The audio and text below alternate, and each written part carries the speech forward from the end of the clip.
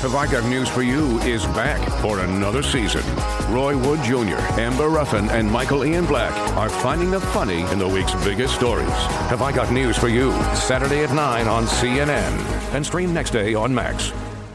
Every Pokemon Episode Ever podcast is now on YouTube. Go on YouTube and search Every Pokemon Episode Ever podcast and click that subscribe button to never miss an episode.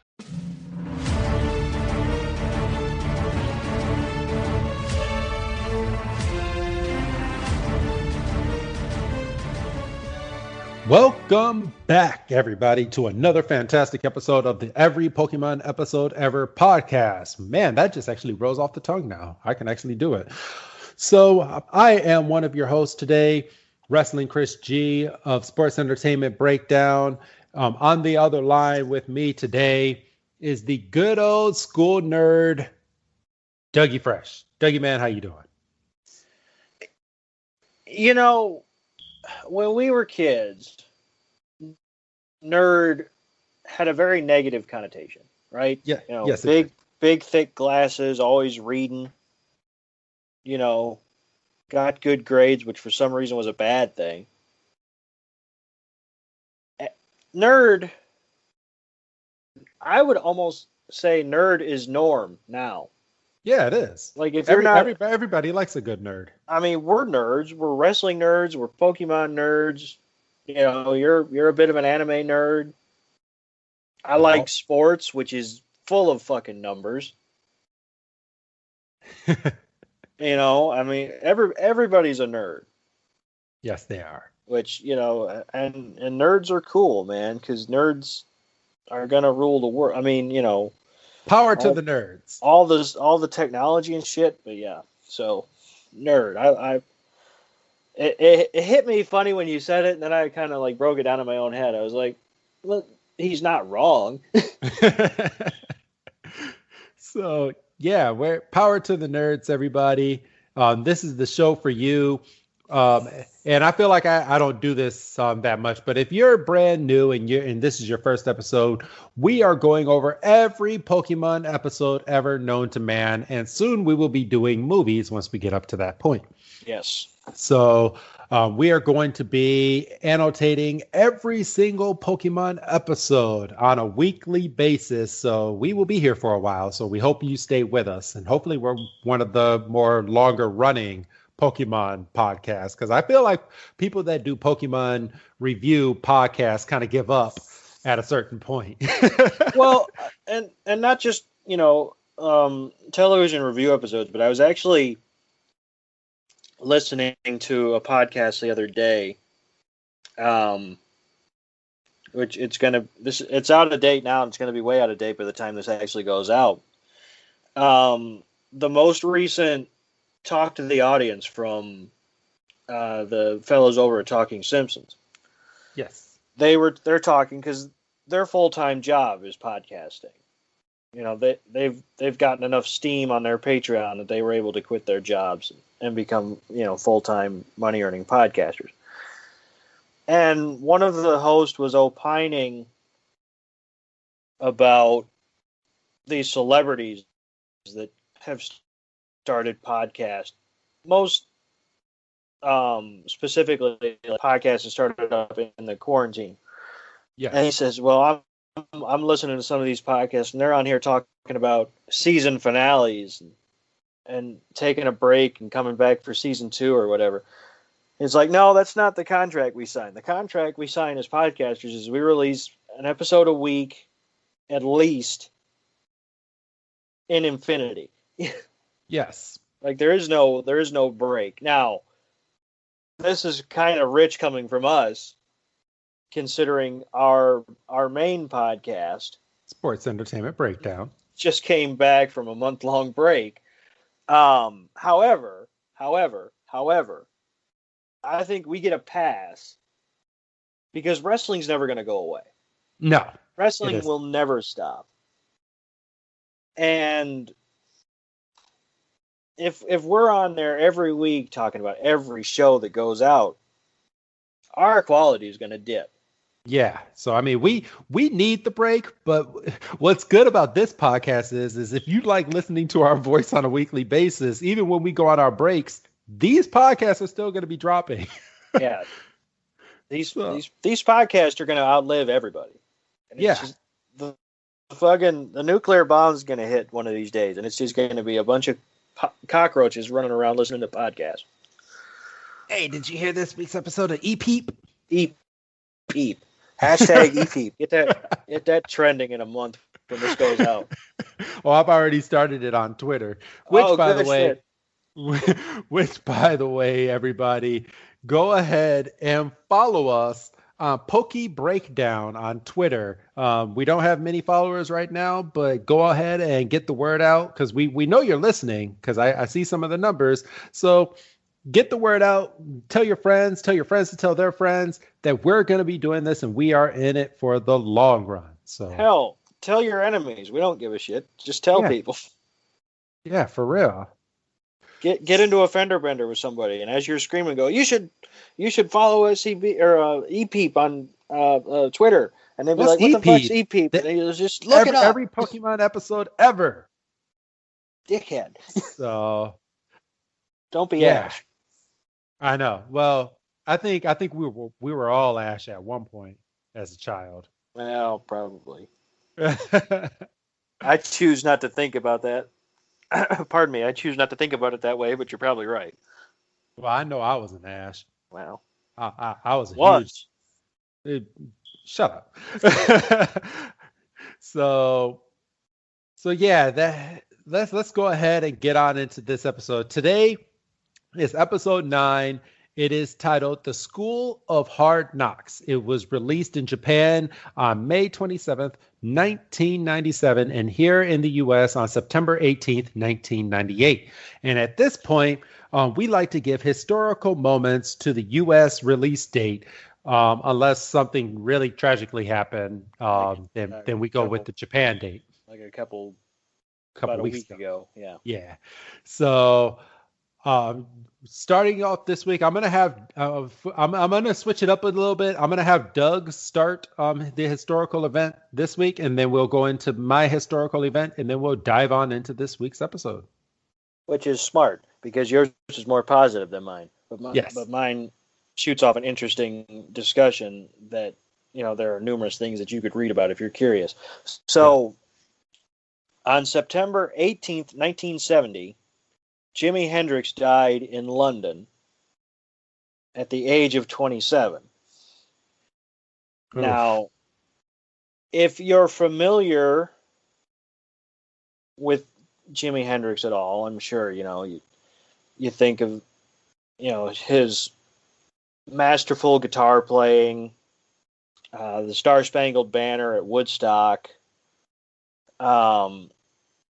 He was making hand over fist. He was making dumb money. He was making dumb money in 1960, which adjusted to inflation is probably stupider.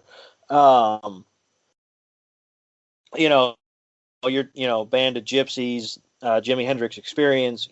I mean, you've probably heard numerous songs and not even realized, but that it was him. Jimmy, the bandanas and the hair, the wild hair, and just being cool as a motherfucker. And if your ears perked up when I mentioned that he was 27, then you're already on the right trip, because Jimi Hendrix, of course, is one of the first members of the 27 Club, which is this interesting group of musicians and actors that all died at the age of 27. So you're talking. It's a pretty big list. It's a huge. I'm trying to move this to not kill the record, not kill the. You're talking, like we said, Jimi Hendrix, Jim Morrison from the Doors, Janis Joplin. Amy Winehouse might be the most recent member, but I can't 100% confirm that. Kurt Cobain was 27, and that one shook music. Yeah, it did. I don't know if we'll be able to dive fully into that. I mean, we'll see. You never know when some of these episodes air. And for them all to die at the age of 27 has taken on a life of its own. I mean, point of fact, I'm on the Wikipedia page for the 27 Club. Like, it's got its own page. There's multiple podcasts about it. There's been articles written. There's been books. And people say, well, what was it? Is there a switch that flips? Is it, It's the drugs, man. It's drugs is unfortunately a big part of it. The pressure, and it's just one of the things that you're left with when you're looking at all of these names on this list is potential. Because you're 27, you're either at your peak or you're right there, and it's gone. Yeah. Kurt Cobain is one, like, obviously Jimmy was a springboard to talk about this, but like one of the biggest what ifs is Kurt Cobain, because like grunge was the thing. Nirvana was just Nirvana money was seller. It was the tits when they were hot, they were hot, and then Kurt was just gone. Now Kurt, obviously you're talking many drugs, all the drugs, some would say, and I think he just kind of reached a point. He kind of reached fuck it level where he didn't care about nothing. But it's just potential. I mean, if there's one word associated with the 27 Club, it's potential. So we started with me because I was going to bring everybody down right away. But thankfully, Wrestling Chris G is going to swoop on into the rescue. Yes, I am. Nice and positive. Like I always do, Doug. But in 1998, on this day, September 18th, the good old comedy movie that almost everybody loves, Rush Hour, starring Chris Tucker and Jackie Chan, was released. Yes. Great movie. I love this movie. And it was such a good movie that they had 3 Rush Hour movies, and they were all funny in their own little way. Right. Fun fact about Rush Hour. Rush Hour was actually not supposed to be as a comedy movie as it is, because the first movie is not so comedy wise as 2 and 3 are, but just the intertwine of both of these actors in this movie just made this movie so much better. Well, yeah, and the pairing of Jackie Chan and Chris Tucker, obviously, you can't get too opposite without going, in the complete opposite direction. I mean, these guys are, the expression is, oh, these guys are on different pages. These guys might have been in a different library. Yeah. So they played pretty well off each other. I mean, they got 3 movies out of it. Yeah, they did. So, all right. But yeah, that movie came out. Big blockbuster movies. Everybody seems to have loved it. If you live back in the 90s or the late 90s, it was good. It was a good time when that movie came out. And I remember watching it. I remember watching 2 and 3 like multiple times, like easily I can think of like about like 5 or 6 times just watching it within a year. Like, that's how funny I thought those movies were. But yeah, I saw that pop up on here and I was like, oh, that is mine right there. So good stuff. And that's kind of the fun part about doing these. It's like, you look up a couple different pages and it's like, well, I mean, look, if there's something obvious, one of us is probably going to take it. But some of these times we're going to be on a page and something's going to hit us specifically. And it's like, well, I can work with that. So Yeah. So, all right. But other than that, we also have another segment right before we get into the episode of Who's That Pokemon? And we like to tell you the Who's That Pokemon of this episode so we don't kind of break up the flow of what we have going on. And this week's Who's That Pokemon was good old Cubone, who makes an appearance in this episode. So we're continuing the trend of Who's That Pokemon is actually in this episode. I can't wait until we get into the episodes where the Pokemon of Who's That Pokemon is not in the episode. I actually just finished an episode, last week where Mewtwo was the Pokemon. And we all know Mewtwo wasn't in a regular episode of Pokemon. he damn sure wasn't. You had to buy the movie to watch it. You had to pay to see Mewtwo. So, all right, but that's the historical event, and I mean, normally it's a little longer, but I kind of feel like we can just kind of jump into this week's episode because this week's episode it's a doozy, right, Doug? I mean, this episode, and we like to peel back the curtain on this show. We were kind of trying to hammer out actually getting ready to record. You called me at one point, and you're like, I'm about to start episode 9. I was like, I'm about halfway through. And boy, this episode, and I'm again halfway through, so probably at the first commercial break or whatever. Boy, did I not know what was coming for me by the time I finished this episode.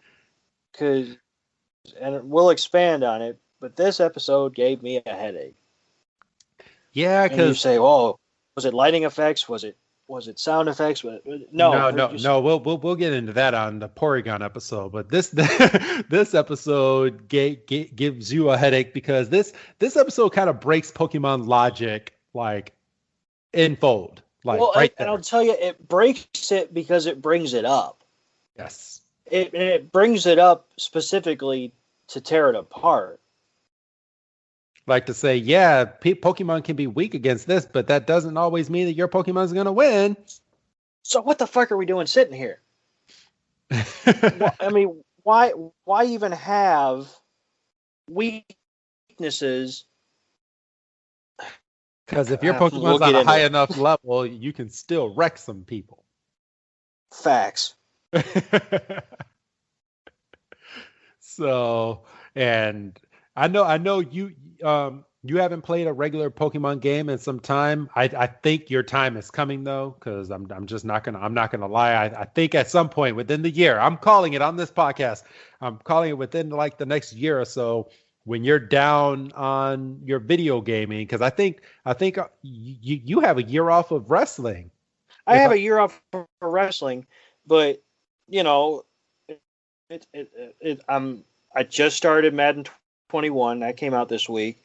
UFC released another video game after 2 years, so I'm into that.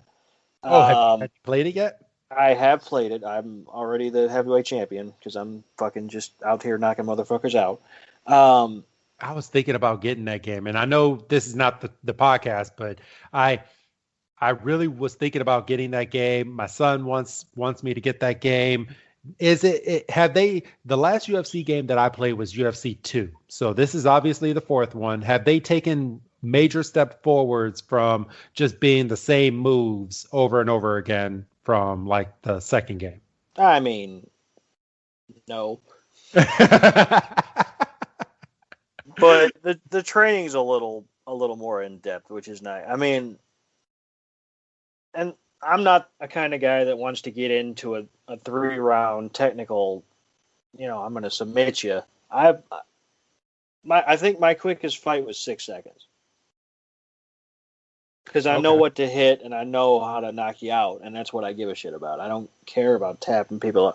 I know how to defend against, if I get taken down, I know how to get up or defend against it. But I'm not out here trying to break your arm. I'm out here trying to break your nose. Gotcha. Okay. So I've got that. Obviously, I've still got baseball. And the new Marvel game is fitting to come out. Oh, yes, it is. So, okay. So I Well, won't. So I won't be hurting. you won't be hurting, but I'm calling it within the next year that you'll at least turn on a Pokemon game.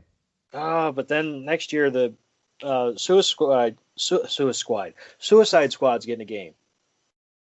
Ooh. Oh, have you not seen it? No, I haven't. Oh, bro, you got to look up that trailer. I will. Oh, After bro. we're done with this. So, all right, we're gonna go ahead and there's a new Batman game coming in 2 years. Oh yes, I saw that. So you saw that, but you didn't see the Suicide Squad. How did you? They were the same thing. Yes, I know, but my son picks and chooses what he likes to show me for video games. So that Suicide Squad game looks clutch. So, all right. So you ready? Yeah, I suppose we should talk about Pokemon now. So here we go. So this week's this week's episode starts off like any other episode with the narrator. It's nice and foggy out, and Ash and Misty and Brock are walking, and we get the classic Misty brings up the fact that she's not going to let Ash out of her sight until he gives her bike back. Yeah, you can't. Pardon me, you can't be letting that go. And this is a funny beginning to the episode. This was a good beginning because obviously the camera is kind of on a far out shot, and we kind of have little like pop-ins, you know, like Misty brings up the bike, and then Ash's head pops in and goes, "You always bike. You're always talking about the bike." That's all I hear from you. And then Brock eventually pops in upside down and goes and kind of breaks the fourth wall a little bit. He's like, "We should probably start the show." Yeah. And then we get the title card. I feel like we got the title card pretty quick this week. Yeah, we did. We got it with just in a few seconds into the episode. And the English title for this episode was The School of Hard Knocks. And what was that interesting Japanese translation? Pokemon Certain Victory Manual. And boy, will we get into that. So you brought that up last week, and I said, boy, that makes a lot of sense. Yeah, it does. So we start the episode. Brock has a table with cloth and chairs and everything inside of this backpack, and he goes into this whole spiel that he's gonna start making lunch, and he's gonna make tea, and his official Pokemon tea set, and that Misty and Ash are too young to have coffee, but he loves him some coffee, and I thought that line was funny. Yeah, and you know we've talked for numerous minutes about the ages, and because obviously Ash is 10, and did we land that Misty was also 10? Yes, Misty is 10 as well. And Misty and Ash are the same age. Is about between 13 to 15. And then Brock's like 15. So yeah, you're too young to have coffee, but I love me some good coffee. Actually, we're going to continue the episode, but I'm going to look up for certain what is Brock's age. Pokemon Brock's age. So as you're doing that, so yeah, it's decided that somebody has to go off and get firewood so we can get 15. 15, there you go. And it's decided that somebody has to go out and get firewood so we can get a fire started. And Misty says, "Well, I'm so selfless that I'll give up the adventure of getting firewood to keep you company, Brock." And everybody's like, "You know what that means?" And Ash is like, "That means I have to go." Man. he basically miss. He does. And then so him and Pikachu go off, and the I had to stop the episode. Okay. The motherfucker is walking through the forest, and he goes, "Here, firewood." Like firewood's just gonna jump out like a Pokemon. And I'm sitting here going, "What the fuck are we doing?" And Ash is like, "Well, Pikachu, there's no firewood is coming out saying chop me, so I don't know what we're gonna do." And Pikachu had a fucked up voice, Yeah, he did. right? I mean, I'm not the only one. Like, I don't know what was going on this week. But Pikachu also looks off into the distance in the fog and sees a bright light. And Ash and Pikachu go, what's going on down there? Ash goes, "Light must equal fire." So we jump to another scene where it looks like this boy is like maybe 9 or 10 years old. I'm gonna comfortably say that this boy is 10 years old, because that's how old you have to be to become a Pokemon trainer. Right. However, they're not really trainers; they're students. Yes, they're students, but they are trainers in a way, in the way of their school. So we're going to get into that. That's a fair assessment.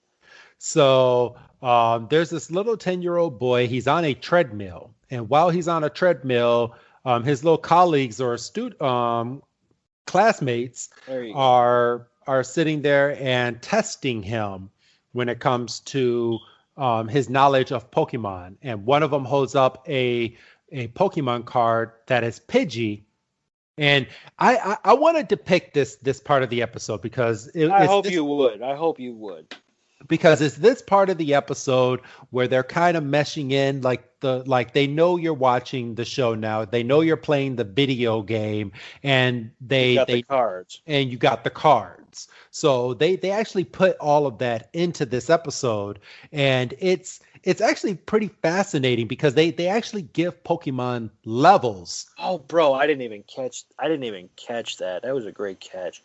Yeah. So in this part, so I'm gonna play it in the background as I'm kind of going over this. But the little boy holds up a Pidgey Pokemon card, and the little boy on the treadmill is running, and he has to depict what Pokemon this is. And remember, everybody, it's foggy.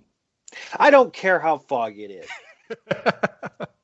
I don't care if this kid was running and sweating and he was under pressure. There's no fucking way he could look at that card, look at a Pidgey with fucking feathers, and go, "That's a Zubat."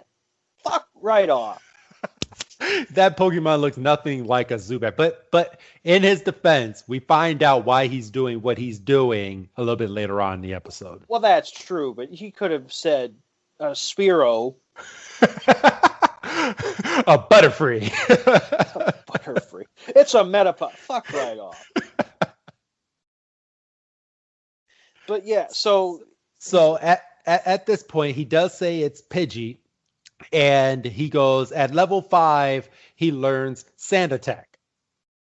And at level 12, he learns Quick Attack. And then he goes, what level does Pidgey evolve at? And I think he doesn't answer because I think he trips, right? Yeah. He gets tripped up on this. Well, he acts like he's getting tripped up on this question. And another student chimes in and goes, if you don't answer, you're gonna have to run quicker. And to Ash, it looks like they're bullying this classmate, but they're not. They are, but they're not. Well, so that means that Ash has to come in like a goddamn white knight again for the second goddamn week in a row. Yep. And go, "Hey, quit picking on that kid." And, he's ready to square up to the other, 4 that are standing there? 3.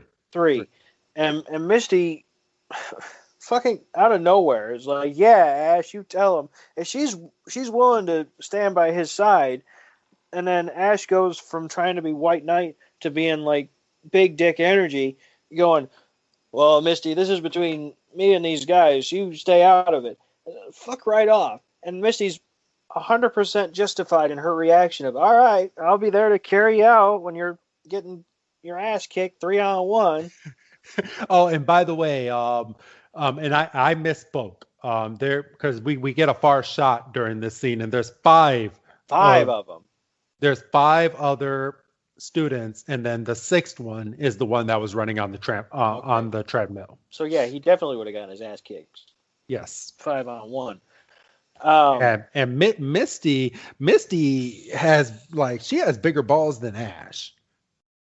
Yeah, and like I said, Ash is an idiot because Misty was willing to stand by his side, and Ash is like, "Well, that's girls, lick," And Misty goes, okay, I'll back off, but go ahead, Ash. Show him you're a man. And that just makes Ash turn into Dickwad Ash and goes, okay, yeah, I'll battle you. And I don't have it playing with sound, but did they just get fed up and just go back to campus? Yeah, well, Ash challenges them to a Pokemon battle, and as soon as he challenges them to a Pokemon battle, the students are like, we're not in the Stone Ages anymore. We're battling is for chumps, and that's where I should have caught on that something wasn't going to hit me right this episode, but it didn't hit me until they were actually in the school. Yeah. So they basically call Ash out and basically say, you know what, we don't have time for this. We don't know who you are. We have a lot of money. We're sophisticated. We're going to go back into this school, and you can deal with this loser of a trainer who can't even get the evolution of Pidgey out. Correct. So and they didn't say that, but that's basically what they were saying. They're like, okay, you know what? Forget you. We're better than you. So they walk off, and they must have gone back to the campsite because all of a sudden Brock's sitting there whisking a bowl, and he's like, those must be the tech kids, and oh no, Brock meets up with them because they're right back. The treadmill is in the video because Pikachu gets on the treadmill and presses some buttons and thinks it's Macho Pikachu just running. Oh yeah, well, to be fair, okay, so first of all, they're like Ash was confused by Pokemon tech, and Misty's like, I think it's short for technology or technical, and she's like, I think I have she conveniently has a fucking flyer in her pocket. Yes. Which where the fuck was this flyer 5 minutes ago? But she whatever. Found it on the ground when Ash was turning into Dick Ash. Right. So they're reading the flyer, and Brock's kind of talking about it, and I think the kids kind of explain a little. And in the background, essentially, you can see that Pikachu's trying to operate this treadmill. And he gets it to go, and he's perfectly fine. He's doing Pikachu things, and then Brock absentmindedly, I don't blame Brock because who the fuck knows that Pikachu's going to turn the thing on? He leans up against the treadmill, presses the button to go faster, and Pikachu just starts running, and then can't keep up, and then just falls. He just falls, and he's just out. And poor Pikachu. And nobody notices. Nobody says anything. Nobody says, "Oh, poor Pikachu." Brock doesn't give him a my bad. But this is how much. I like how the writers and the people that was drawing this scene put so much detail into Pikachu, because after that happens and Brock is still explaining what this school is, Pikachu's just standing right next to Brock, just panting. He's obviously embarrassed for himself, but it's not like he's like, kicking Brock in the shin or anything. He gets mad and kicks the treadmill. That's why he kicks the treadmill, and like it's a delayed react because he kicks it obviously, and you hear him kick it, and all of a sudden he just goes, ah! And he's just hobbling. Like this scene is it's just spot on. It's just great. But what they what I wish they would have tied in was, okay, so Brock has dinner and stuff, getting ready to be prepared back over at the campsite of where they were. Why the fuck did Misty and Brock come over to where Ash is, leaving all of their goods over wherever it was? And I'm just gonna throw it out there. We don't ever see that shit ever again. So someone got a fucking free meal. Somebody got a free meal and apparently an official Pokemon tea set. Yes. So I'm going to throw out, and the part that I'm looking at right now, Brock doesn't have a backpack. So the backpack and everything is over there. So it's also revealed in this conversation that the fog was manufactured by the school as part of a special class. Yes. And they mentioned that tomorrow is snow battles. And the kid goes, well, fuck, they're going to turn me into a snowman tomorrow. And that's when the kid kind of lets on that he knows his shit. He knows his shit, but what gets Ash and Brock was the fact that this kid considers those classmates his friends. And Brock just flat out goes, well, with friends like that, who needs enemies? And that's classic, you know. So that's such a classic line. Gets used in a lot of movies and shit, but I kind of had a moment. I was like, because I was waiting for him to like spin it in a Pokemon. No, he just used the line. I was like, all right. Yeah. But yeah, he goes into this big spiel, as you were saying, and just off the tip of his tongue, gives Pidgey's evolved forms all the way up to Pidgeot, telling what level he evolves on each, what special attacks he knows. And that kind of confuses Ash, Misty, and Brock, because they're like, well, why are you not just telling them so they ease up on you? And I didn't care for this kid's answer, because he's like, well, if I answer their questions right, they're going to make the questions harder. It's like, isn't that the fucking point? Yeah. So he's choosing to do the bare minimum to get by. And I didn't. And we're supposed to have sympathy on this kid.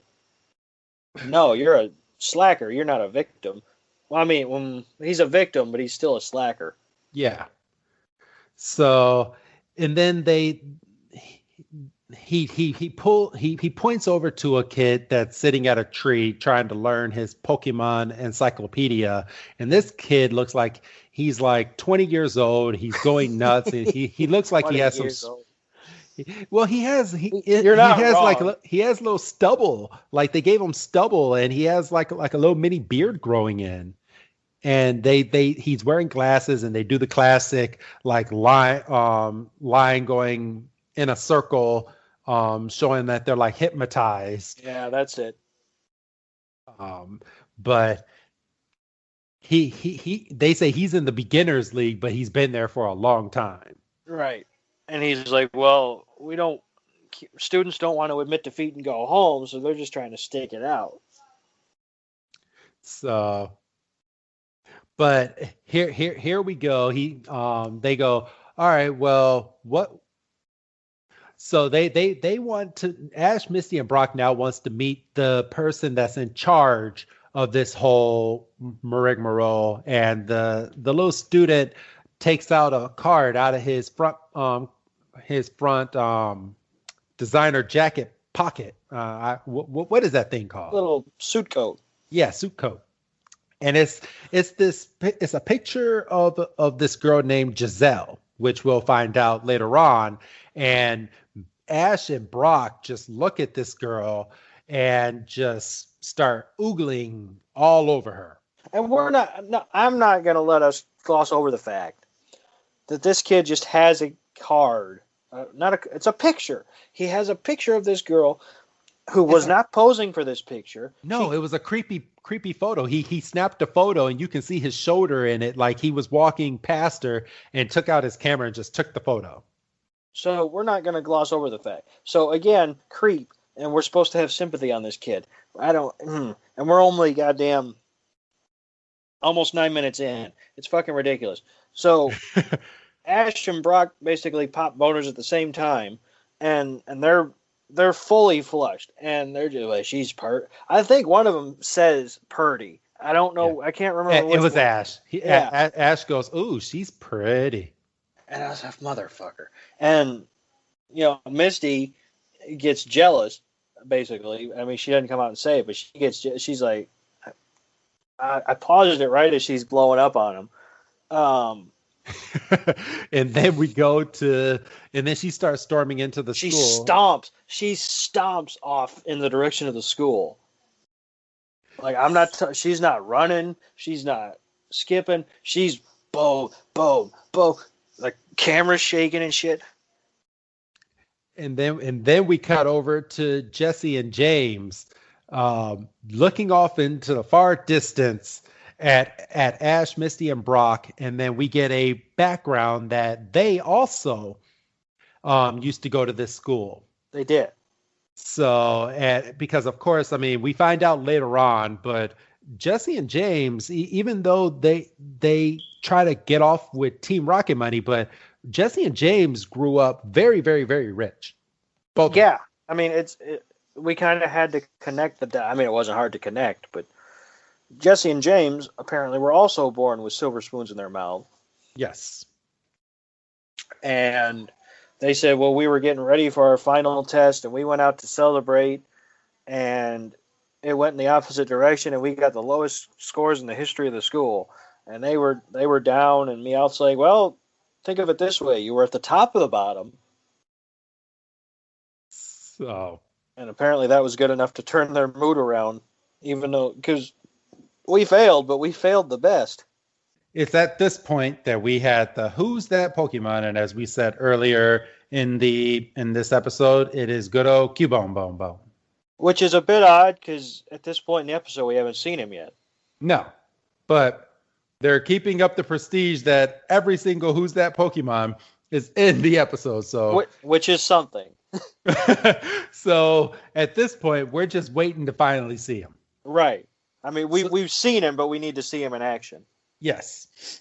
So, okay. It's at this point, after they come back from commercial break, they are now inside of the school, and they are walking through the school. And this is probably one of my favorite scenes out of this whole episode, because this little boy just pisses the fuck out of Misty. This is where my headache started. This is This boy comes into so I'm not going to go over, we don't need to go over word for word what they said, but basically they walk into this school and there's a bunch of computers, okay? A bunch of old school Pokemon computers. And on these computers are simulations that they test on. It's the game. Yes. Yeah, it's the Pokemon game inside of the anime, which is like meta as fuck. So if your head's not scratching just hearing that, so this little boy is talking about how he can defeat any Pokemon in the world because he knows that if a Pokemon's weak against another Pokemon, that he can beat it. So. Misty goes, well, I'm the gym leader of Cerulean City, and I have all water Pokemon. Oh, no, and he goes, oh, so you must have water Pokemon. So I would use grass Pokemon to counter your water Pokemon to beat you. Yeah, I mean, he's just, so we actually get kind of an impromptu battle, which I don't know if I would recommend just calling out a Starmie in the middle of a place with no water, but who am I? I know, but what tripped me out, and this probably hurt your head too. What tripped me out is right before they do battle, he has a Weeping Bell against a Starmie on the simulator, and it has the health bar just like the old Game Boy games. Yes. And then and he has Weeping Bell attack the Starmie and completely kill it, and Misty just goes off. I feel like realistically she should have put her foot through it.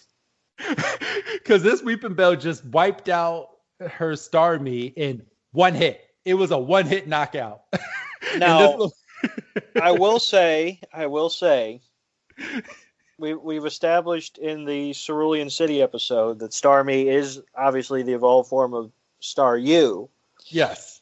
And Weeping Bell is the evolved form of Bellsprout, not the third evolution. That's down the line. Yeah. So, I mean, it is a 1-for-1, but it's not like a Bellsprout took out a Star. If a Bellsprout took out a Starmie, I would have quit the episode. It would be up to. It would be some stuff that that the Pokemon, because they like in the newer episodes that I'm learning now, they like to tease and throw out their obscure things to happen in the episode just to piss off us people watching the damn anime. So if they were on some shit back then, that would have really taken the cake on this episode. So you're saying Bellsprout could have beaten Starmie and the kid could have sat there and, well, he is a grass type, and shit. Yeah, for real. Yeah, I would have quit the episode. I would said I got this far, I couldn't do it anymore. I couldn't. But what killed me was when he killed the Starmie, they go to a shot of the kid just sitting in the chair and Misty is just going off like right next to him. And the kid's not even phased. He's just looking at the computer screen. He has this big old smirk on his face. Like, yeah, I know how to defeat you. He's like, it's right there. It's the data. I mean, it's logic. Facts. It's logic. That's it. Yeah. So it's at this point we go out and Team Rocket is climbing a tree again. Yeah, they fell out of the tree. No, they didn't. No. In the episode prior, they knocked me out. They climbed the tree and knocked me out all the way to the bottom. So much tree shit. So, but they're looking in through the window, and because Misty has now challenged this little boy, and I'm looking at this right now, and I paused it. And Misty looks so much older than this little boy. This boy looks like he's maybe like 6, maybe 7. And Misty is getting ready to obliterate this little boy and just crush his little dreams. No, it's bullshit. No, don't try to defend this kid. She is trying to show him that Pokemon isn't about.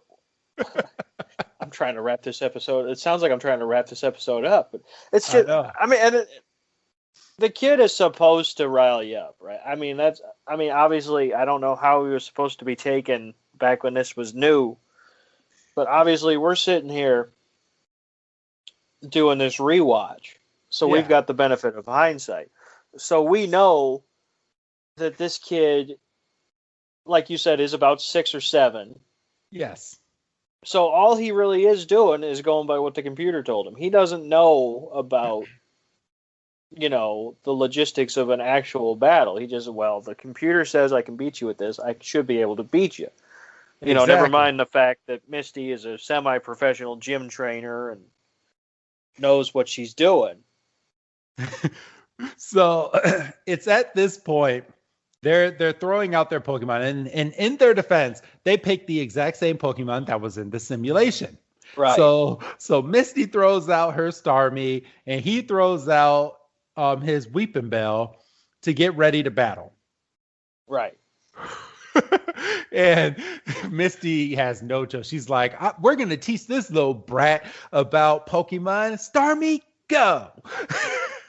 I mean, it's one water gun. Just boom, just one water gun.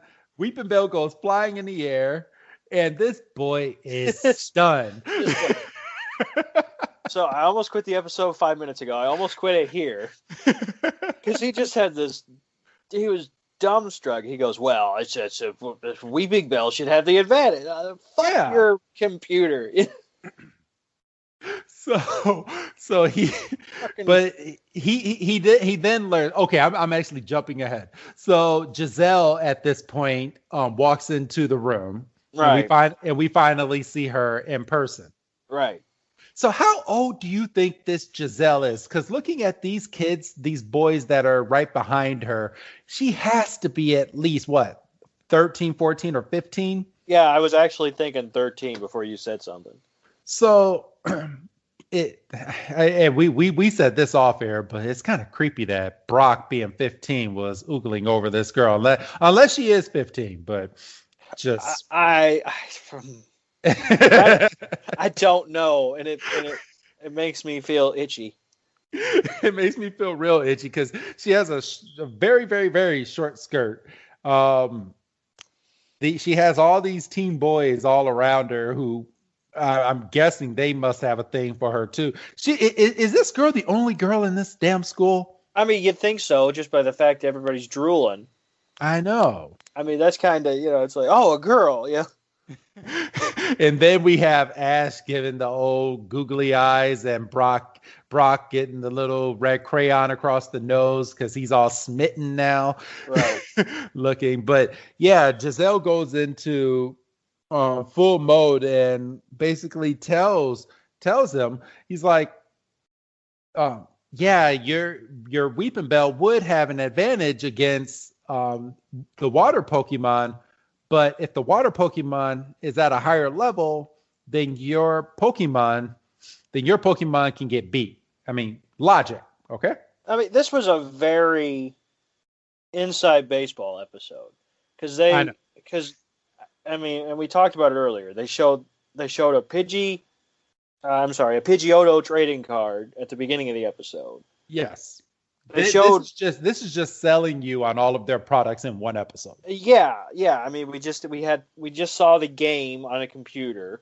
We're talking about levels, and yeah, this is extremely inside baseball. So, like, if this was your first episode, heaven help you. I know you're like, man, I need to get these cards. I need to get this game. This shit. I need to go back. I need to, Thankfully, the show's only been on for about a week and a half, so I don't have that much to catch up on. I can find all these Pokemon. Then it's not like you can go on your DVR. Like, you have to wait till it reruns. Yeah, this was pre-DVR, and people are like, wait a minute. You had to, unless you had a VCR tape and you recorded these episodes and your VCR for some odd reason would actually get the episode because you had to put the stuff on a timer and had to make sure that your VCR was in sync with actual time. I can't tell you how many Power Ranger episodes I missed the last 30 seconds to a freaking minute because it stopped recording. Oh, it's the worst feeling ever. And especially if the episode was a to be continued episode. Oh yeah, of course. So, oh man, yeah, people. There used to be things called a tape, which was a big cassette tape, and you probably don't even know what a cassette tape is, but yeah. So then, Giselle's basically like, well, this is how it should have been done. And she calls out Graveler, which is the evolved form of Geodude. Is he the third evolution of Geodude? Did we just completely skip over the second one, or is he the second one? And he's the second. It goes Geodude, Graveler, and then Golem. Golem. Okay, that's who I was missing. Yeah, Graveler doesn't have the shell, but the shell ends up growing around Graveler, which turns him into Golem.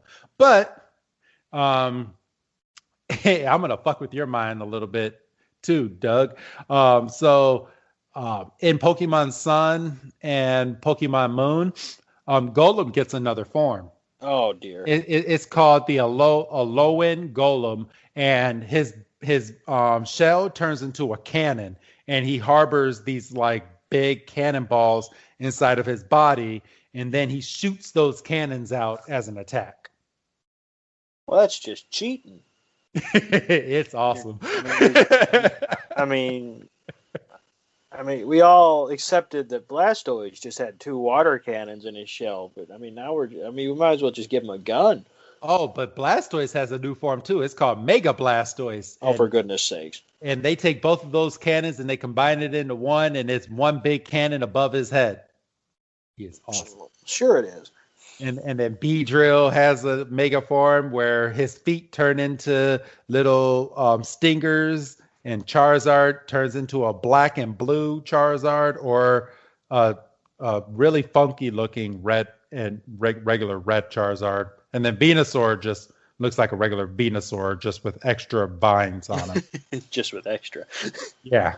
I was kind of let down with Venusaur, but he's paid the extra and got the guac. Exactly. But yeah, it's at this point in the episode, Giselle grabs the Pokeball and she throws it out, and it's Graveler. So Graveler seems like he is on a high ass level because water doesn't even affect him.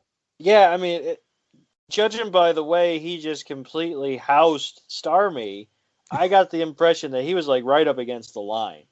Yeah, exactly. I honestly think he's getting ready to evolve into a Golem. Yeah.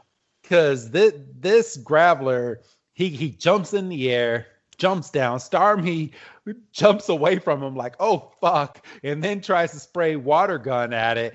Golem starts to spin and just obliterates the water away from his body and then cracks Starmie. I feel like Starmie just gets the shaft, because how many times does Starmie's shell get obliterated just within these few episodes that we've watched? I mean, that's twice in the 2 times we've seen it.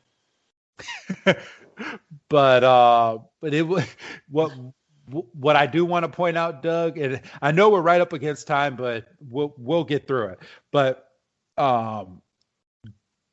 Graveler knocks Starmie so hard that he goes through the school window all the way out into the school swimming pool. And Misty is just dumbstruck, just like the kid was when she obliterated his Weeping Bell. Well, okay, she's dumbstruck, but it's not like, well, that was against what the book says or whatever. She's just like, well, damn, I was cocky, wasn't I? Like, yeah. You know, she gets it. I mean, you know, yeah, it hurts to get knocked down a peg, but it's not like, well, that's not supposed to happen. She just was like, oh, so it's like that. And then we go to the kids all outside the school over by the swimming pool where Misty is getting her Starmie back, and she's sitting there hugging him. Yeah, I mean, she's just, you know, completely... She's mad at Giselle because Giselle's the pretty girl and Ash and Brock are all smitten over her, and she's just showing jealousy this entire episode. Well, yeah, I mean, you know, we've established that, you know, she's what, 10, and, you know, this girl comes in that we think is a few years older than her. And yeah, hopefully she is. She can clearly just snap her fingers and got a whole school behind her, and you know, Misty's not the only one anymore.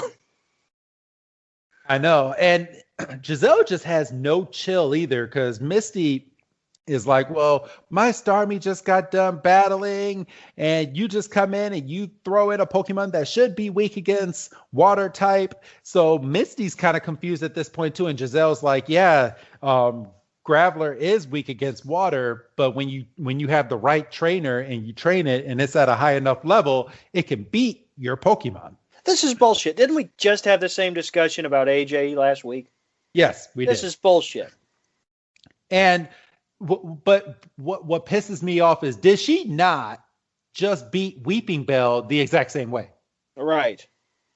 So with about as much effort. Yeah, exactly. It was just one move knockout, and then Graveler, one move knockout. Just roll out. Who is she to be? I mean, yeah, I get being shell shocked, but you know, don't be up on your high horse. Yeah. So, man, but she then looks back. Let's see. She looks back at Joe and basically tells Joe, she's like, I hope you're taking notes and I hope you're learning from this. Everything in the computer is not always what it seems. Sometimes you have to actually train your Pokemon, and sometimes if your Pokemon is strong enough, it can beat other Pokemon that it's supposed to be weak against. Yeah, this is mega headache territory. Yeah. And I'm already like giving myself a headache just going over this episode. Because I know what comes next. Yeah, Ash gets all pissed off and goes, "There's more to Pokemon than just levels." It's like, first of all, didn't you just tell Joe that if the trainer was on his shit, basically, they could handle business? Yes. And then, Giselle goes on this long fucking typical pretty girl rant about, if your Pikachu was at a high enough level, it should learn this. And then, she kind of pauses. You didn't know? And she does that like, 3 times. And, Ash is a 10-year-old male. Yeah, and she basically bombards Ash, just like it seems like this is a revolving door at this point. That she's so shocked that Ash has been walking around, which we now get that him, Misty, and Brock have been walking for 2 months. Yeah, that was a handy little piece of information that was just kind of thrown away. It's like, oh, okay. So they've been walking for 2 months, and Giselle's like, "Wait a minute, you've been walking for 2 months, and you just let your Pikachu roam? Oh my goodness!" Yeah, I mean, and I feel like that's just a normal thing that's going to happen. Like, oh, that Pikachu's out of the Pokemon, and then we got to spend 5 minutes on that every time somebody brings it up. It's like, yeah, he should just send out flyers. Yeah, and Ash goes into his normal spiel. "Well, these Pokemon are my friends, and so is Pidgeotto, and so is Butterfree." And I think she says something about you've been out for 2 months, and you only have 3 Pokemon. Yeah, she's like, "You have 3 Pokemon. Normally, trainers just starting off, just within a couple weeks, have at least 6 Pokemon," which he should have more than just 3 Pokemon if he's been roaming for... How the hell are you roaming around for 2 months and you only have 3 Pokemon? I'm just now putting that in my head right now. I'm like, my head hurts. Well, there's a line, and I think it's not for a bit. It's not until Ash catches Krabby, and Ash learns about, Pokemon boxes, essentially. Yeah. And I think they meet up with Oak.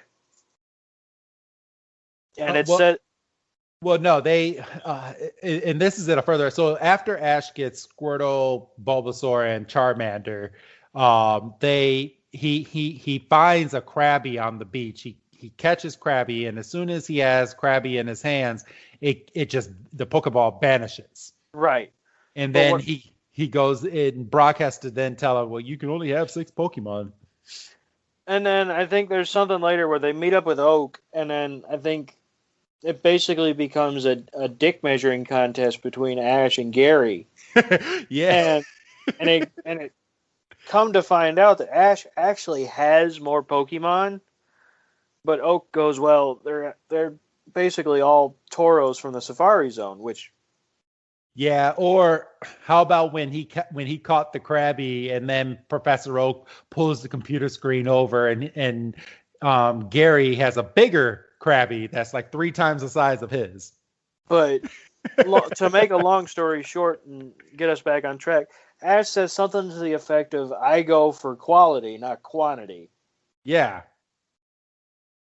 But still, he's been out hitting the pavement for 2 months, and he's got, a Butterfree, a Pidgeotto, and a Pikachu.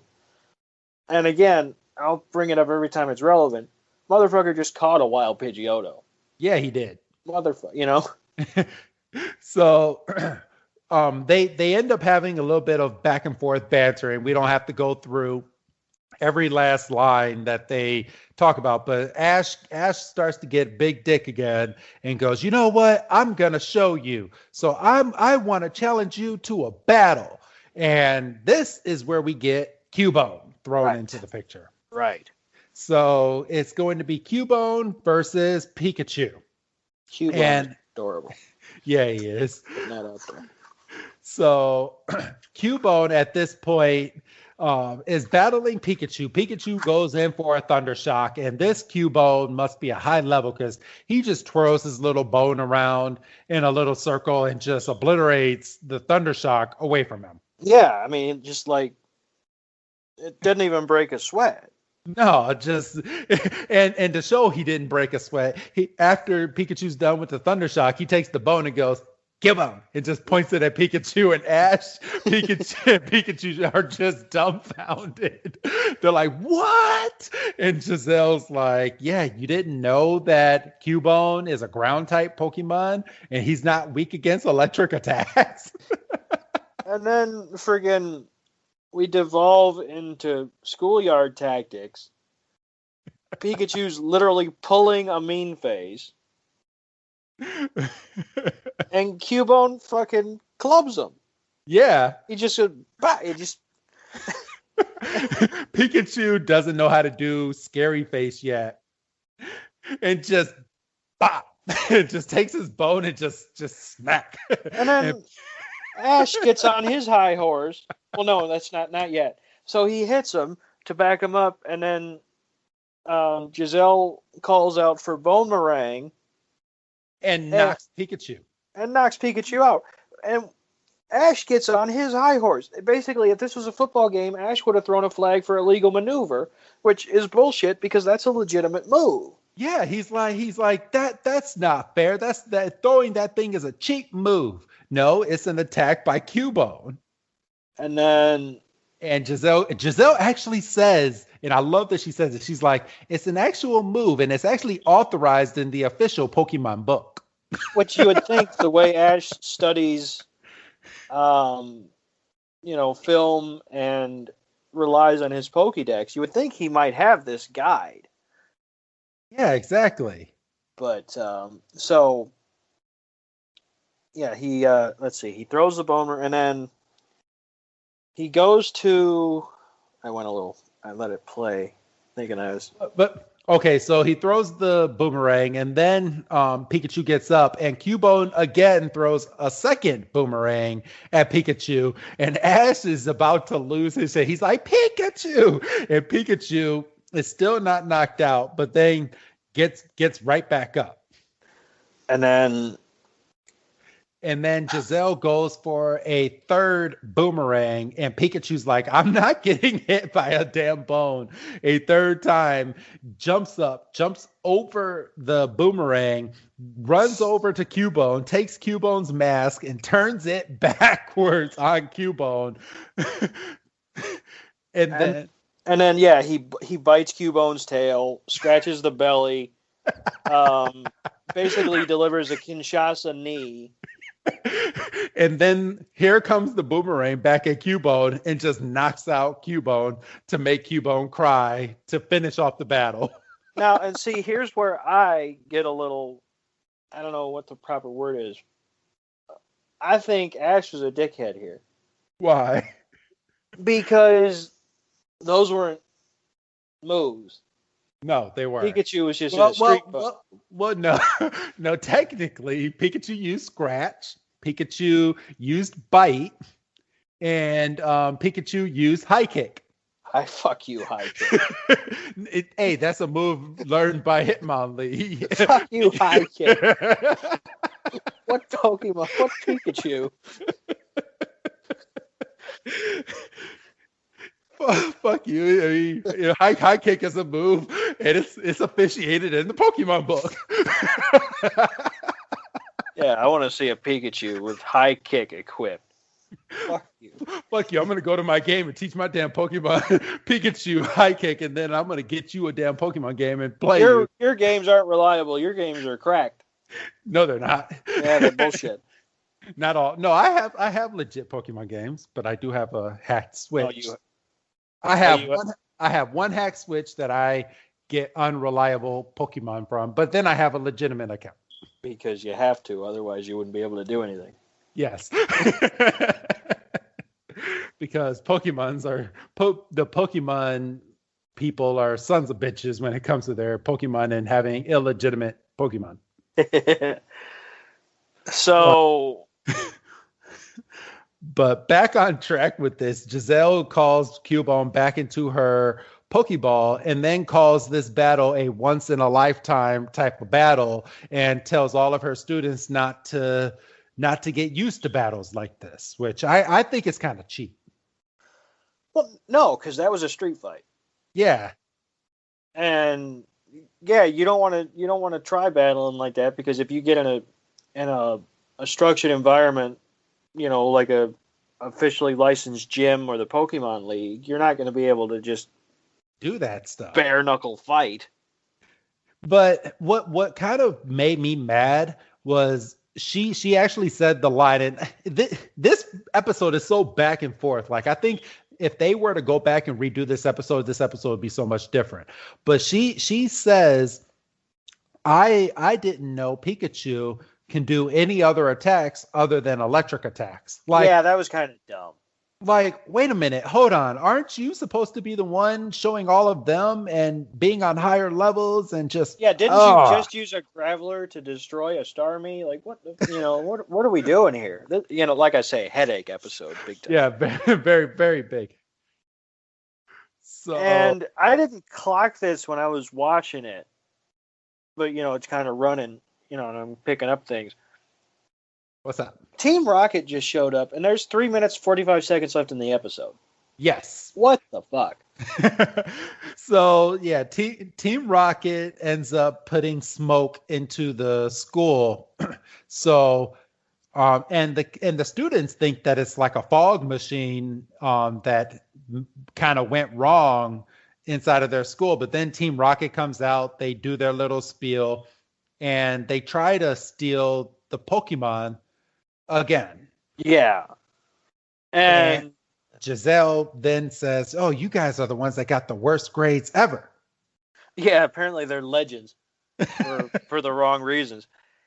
And to make a long story short, they get dealt with. They literally get Pokeballs chucked at them. Yeah. So, and that's the funny part. So they actually don't use coughing or Atkins. I mean, obviously we have like a minute left in the damn episode. Yeah. So all the kids, including Ash, Misty, and Brock, get all these empty Pokeballs and go, "Oh, you want to try to steal our Pokemon? Then let's have a 10-on-3 match." And Team Rocket goes, "Oh, that's not fair." Which it's not. And then she goes, "Oh, I didn't know Team Rocket played by fair rules." And then they just start chucking those balls like baseballs at Team Rocket. You get these funny still images of the Pokeballs just smacking them in the face. Yeah. And then Team Rocket didn't blast off in this episode, but Team Rocket runs away from getting smacked in the face by Pokeballs. Yeah, I mean, they booked it. So they went through all that spiel with the smoke and the entrance and the slogan. Just did what the fuck? Yeah, but they said they blasted off again, but they were not blasting off. Though they ran through the gate to get away from those Pokeballs. Well, the Pokeballs were blasting them in the face. What do you want? And then we go to a nighttime scene where Giselle's talking to herself, saying, "Well, there's just some things you can't learn just from Pokemon school. You have to learn from experience." God damn, this episode ended like 15 times. Yes. There was about 15 lines you could have gone out on, and the episode could have been like 10 minutes. This headache. I know. And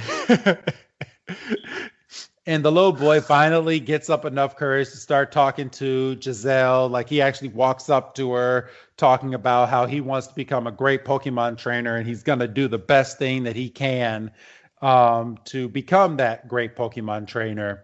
And then he's going home. Yep. He's going home. He said, "Screw this. He basically said, "Fuck this. I'm done with being hazed. This is bullshit." So he's going to go and learn how to be a great Pokemon trainer. And then the screen starts panning away and we see Ash, Misty, and Brock. Yep.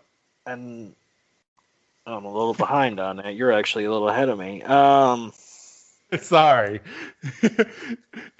So at this point, what is it that Ash says? I don't have the sound up. Ash, it pans away and Ash and Misty are standing next to each other, and Ash gives out the funny line. He's like, "Why can't me and you be like that, Misty?" And Misty, let me see. She has no. I mean, it goes back to the bike, doesn't it? Yeah, it goes back to the bike. I just heard it right now. So Misty's like, oh, I can tell you exactly why we can't be like that because he doesn't hold her a bike. And that's what we went out on. Yep. So, and that was the end of the episode. And then everyone is in a big little circle. The little boy, Giselle, Ash, Misty, and Brock. And Giselle goes, well, hopefully we'll be able to battle each other again one day. And she says that to Misty, and Misty goes, well, yeah, I would love that. And yeah, because we have to be friends at the end of the episode. So I do want to note that so far in the episodes that I've been watching, Giselle never makes a second opinion or appearance. Second appearance in the Pokemon franchise. And just only about a couple episodes ago, and people who's listening to this have probably seen every single episode. Misty finally gets her bike back. Like 5 years later into the anime. Holy shit. But Ash isn't the one that gave it back to her. It was Nurse Joy. Nurse Joy saw the fried up bike and took about a week to get this bike back up and running. So if Misty would have stayed there for about another week, that bike, she would have had her bike back. Actually, she would have had her bike back already by this episode. She couldn't afford to. Ash was a man on a mission. I know. So, but yeah, that's the end of this week's episode. We're all friends at the end. We all learned a life lesson. Pokemon marketed themselves as much as they could during this episode. So now Pokemon's like, okay, we got that episode out of the way. So let's go ahead and continue our franchise. Yeah, so this episode aired in September. So when did the game start hitting? I can actually tell you. I think the game came out before. Let me see. When did Pokemon? Because Pokemon Red and Blue. Right, because Yellow came out a little later. Pokemon Red and Blue. It came out February 27th, 1996. So it had been out. So it's not like. Yeah. It's not like. This was just their way of like telling people, hey, we have a popular TV show now, but we do have a game. Right. And you saw in the first 5 minutes of this episode, we also have cards. Yes. So yeah, that was basically the end of this episode. So until next week's episode, we finally get Bulbasaur because it's titled Bulbasaur and the Hidden Village. Or as it's translated in Japanese, I am not going to say this right. Fushi Gedane of the Hidden Village. All right. Yeah. Fushi You know what? Hold on. And I know we're up against time, but I'm going to put this in Google real quick just so it can say the damn name for me. Well, we can't get struck for Google. No. Let's see. Pronunciation. There we go. How do you say this word? Google. Google. Google's not on the clock. No, it is not. Okay. Well, I will have the title right in Japanese by next week's episode. So, all right. So it looks like we're about to go on our run of Ash just happening upon the 3 starter Pokemon. In 3 episodes back to back. Which is bullshit. I'm sure I'll bring up each week. Yes. So, all right. Next week, again, is Bulbasaur of the Hidden Village. Doug, go ahead and say goodbye, Doug. Goodbye, Doug. And until next week, all Pokegoers, go ahead and get that hashtag out, EPEEP, and we will see you again next week. Have a good night, everyone.